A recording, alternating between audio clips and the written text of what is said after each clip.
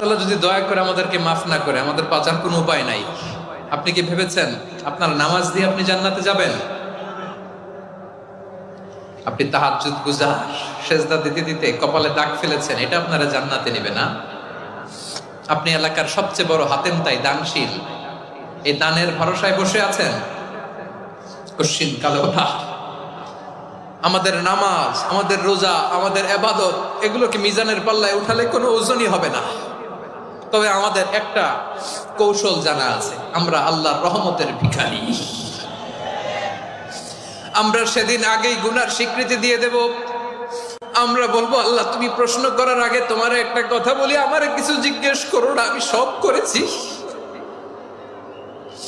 এমন কোন পাপ নাই যে পাপ আমারে দিয়ে হয় নাই।